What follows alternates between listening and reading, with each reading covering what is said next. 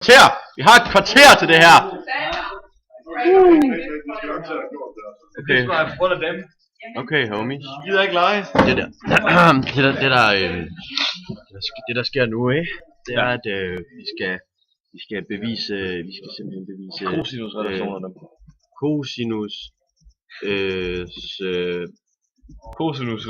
relationsin. Ja, præcis. Det ved jeg ikke. Ja. Men det var pink, ellers så giver det ikke mening. Nej, det er rigtigt. Sådan. Så. Cosinus relationinsin. Eller ja. Det er fransk. Det er det nemlig. Fransk græs. Det der sker, det er, at man starter med at tegne en vilkårlig trekant. Så er det lidt stor. Ja, sådan. Den er fin. Den kan vi godt. Så skal vi sætte betegnelser. Så sætter vi betegnelserne på, og det gør vi sådan her. Det gør vi alle sammen. Det har vi lært i folkeskolen og så videre. Altså at bruge pænt. Ja.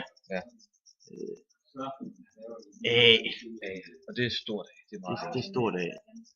Skal vi sætte den der, eller hvad? Ja. Er det fint? Det er etteren, så det gør vi. Okay. Ui. Så det er flot sag. Top 10. Saved it! Det er godt reddet. Jeg lukker lige den her. Ja. Jeg vil også lige lukke den her. Og lige lukke Spotify også. Nej, nu synes jeg, du går for lidt for langt. Nej. Nå, men det er jo godt. Og så skal vi vi skal også lige have lille A her. Næsten en 8. del. Så skal vi have lille C. Så skal vi have lille B. Nu bliver det kompliceret. Hold fast, fædre og mødre.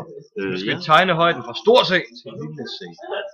Og det gør vi tegner højden således. Ved du hvad, det gider jeg faktisk ikke. Jo, det gør du. Sådan der. Vi gør sådan her. Vi er nødt til at tage det smarte værktøj på. Og Toftil, ved du hvad vi kalder den højde? Den kalder vi H. Det gør vi nemlig. Men den gider vi ikke skrive. Nej, vi gider ikke skrive. Nej, og nu. Nej, kom nu. Jeg skal ikke finde rundt i det. Det vil ikke være der. Jo, bare mindre. Sådan der, og så... Præcis. Det var grimt. Kontrol-Z.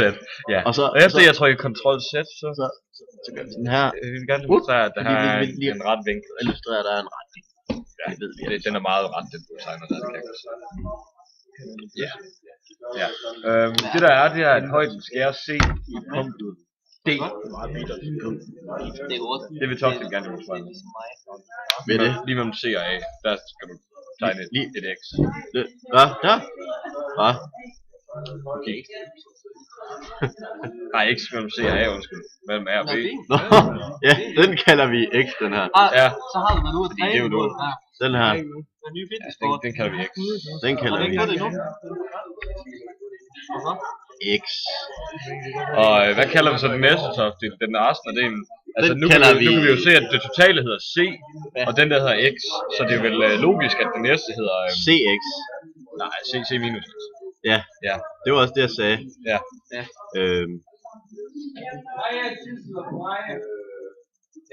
Ja, det bliver en god tegning. Det bliver en flot C.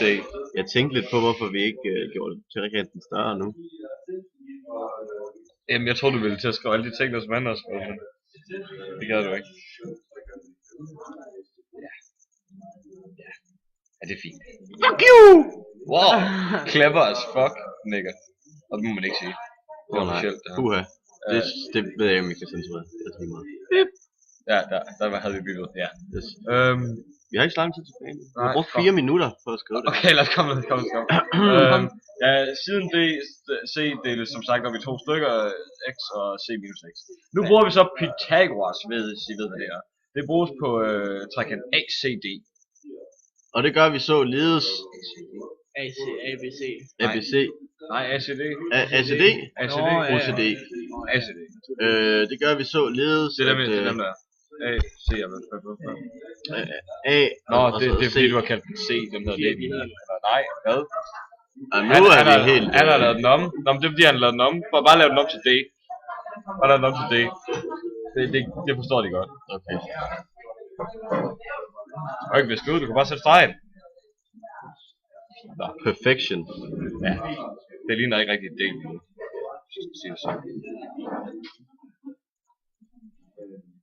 Ja, D. N er et stort D. Swoop. Ja. Og så bruger vi Pythagoras på A, C og D. Det er den der trekant der. Kan I se? Jeg kan se. Vent hvad? Det er ulogisk det her. Hvor vi skal slet ikke forstå det, vi skal bare lave det. Nå, men det giver faktisk mening. Det er fordi det er en vinkel, det er ikke en... det er ikke det er fordi du skal tage en stort D. Hej mor. Du skal ikke ringe til din mor nu, Anders, for helvede. Nej, jeg ringer ikke noget sted. Og B i anden er lige med X i anden plus H Nej. i anden. Det er sgu da det, der står nu op. Nå ja, jeg kigger et andet sted her. Jeg mener, vi har memoriseret det her. Det er ikke, vi kigger ikke på nogen tavle. Nej, det er også rigtigt. Ja. Og så er der så vidt jeg husker, så skal vi gøre det samme på trekant BCD. yes, som er trekant 2, som altså er den herovre, må det være. Ja.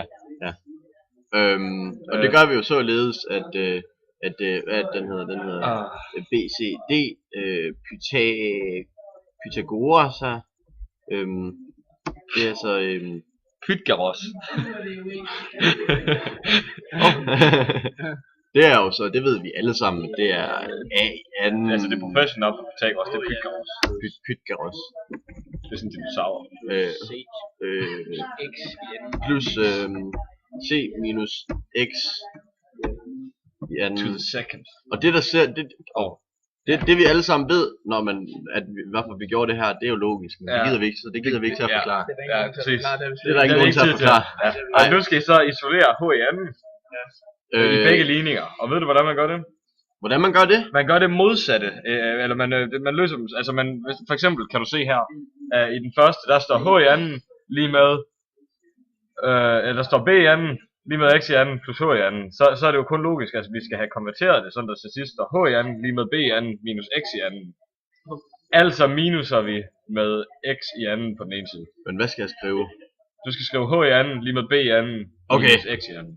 Med H i anden er lige med B i anden minus X i anden. Minus X i anden. Og så kan du eventuelt tegne et semikolon, så vi kan se, hvad den næste skal være. Bare sådan for at vise, at der er en lille mellemting her. Yes. Og der den anden, den hed jo A i anden. Nej, den gør ikke det. Nej, den hedder ikke det anden. Den hed A i anden lige med H i anden plus C minus X i anden. Nå, men hvorfor det? Så nu minuser vi så med C minus X i anden. Og så kommer den til at hedde H i anden lige med A i anden minus CX i anden. Basically så har vi isoleret H i anden på begge sider. Og grunden til at vi har gjort det, kan jeg sige, mens du tegner. Det er fordi vi er ligeglade. Nej, det er den nemlig ikke. Det er fordi vi er mega interesserede i matematik. Ja. Det er vi. Altså ellers havde vi jo ikke brugt Pythagoras, vel? Nej. Det er kun for entusiaster. Ja. Så er vi kommet til næste punkt. Altså, fordi nu kan vi jo se, at der er H i anden på begge sider isoleret. Det vil jo sige, at det på den anden side af facet må være det samme. Fordi hvis begge dele giver H i anden, så er det jo det samme. Ikke?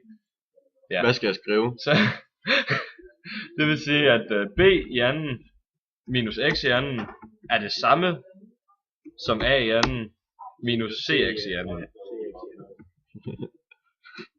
Hvad ellers? Jul, prøv lige at gå væk. Vi er en meget useriøs klasse nej. i forhold til vores høje matematiske niveau. Det er ikke useriøst, men du siger det er useriøst. Nej. Anders, skal du lige sætte min lader af? Der, bag dig. Meget useriøst, som du hører. Nej, stærk fokus. Cosinusus relationsin og Pythagoras. Han er vigtigt. Jeg håber virkelig ikke, vi skal vise det her. Pythagoras. Hvis jeg godt lige penge af dig, så er det ikke sejt. Pink. Det var noget, jeg lærte på YouTube engang. Nigga, that ain't pink. Oh shit. That's like weird. Hvorfor? Det er fordi, så der har jeg lavet en skygge. Videre. Ja. Nu ligner det et fodboldhold. Nu regner vi C minus X i anden ud. For at gøre det, så sætter vi det ind, så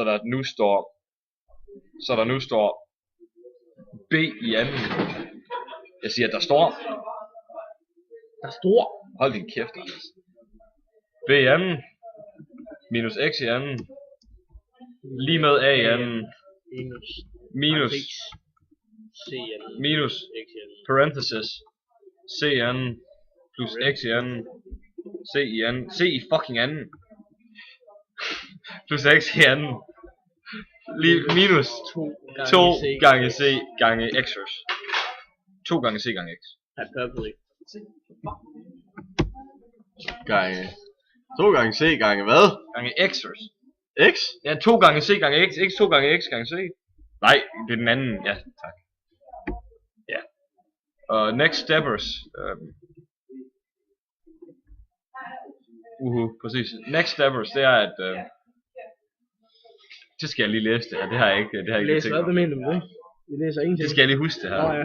Jeg skal lige spørge. Lige husk. Lige tænke. What is love? Baby, Don't hurt me. Don't hurt me no more. Den er ødelæggende. Okay.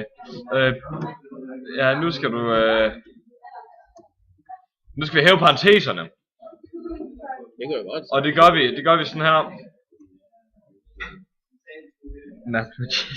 Fuck ja, kom nu. Nu skal vi hæve parentesen. Så der i stedet står B. Vi ved jo altså, hvordan man hæver parentese. Det er med at ændre fortegn. Så nu står der altså B anden. Nå. B anden. Jamen, jeg skal lige skifte skriftstørrelse. Ja, det er også meget vigtigt.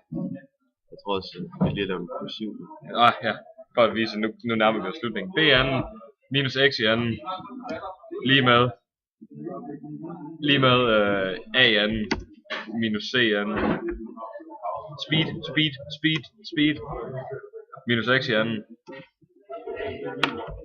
Plus 2c. Altså 2 gange c. Plus 2 gange c. 2 gange c gange x. Ikke sådan der. Det er ikke...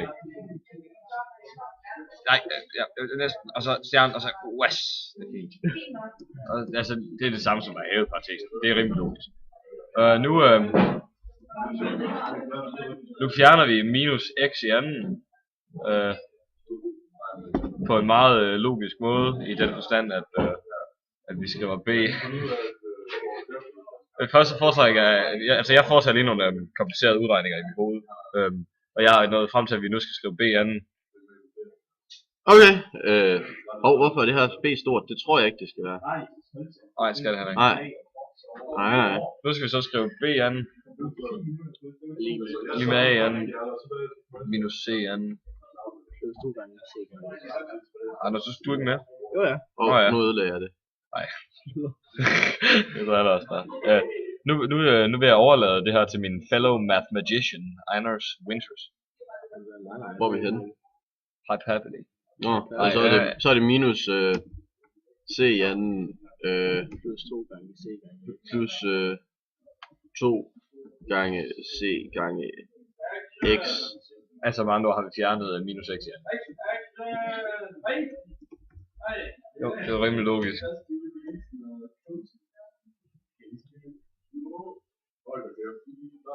Ja. De efteræber derovre, mand. Ja, de bruger også det her program, som vi totalt har opdaget alene uden hjælp fra Mads. Hvem? Skal vi ikke slå dem ihjel? Altså, vi er de eneste, der har. Vi skal også lige være færdige først. Nå ja, altså på trekant 1, der er det rimelig logisk, at vi nu skal bruge cosinus til vinkling, hovedlæggende over hypotenusen. Det er jo, hvad hedder det? Giv mig lige sekund. Hvad hedder det på engelsk? Det er cosinus, fordi det er altså når det er hovedlæggende over hypotenusen, altså adjacent over hypotenuse, så skal man bruge cosinus til vinkel v, fordi så kan vi jo regne det der andet noget ud. Ja. Vi kan ikke nå det! Skynd dig! Hvad skal jeg skrive? Ja, altså skriv cosinus til v, cosinus, parentes, v.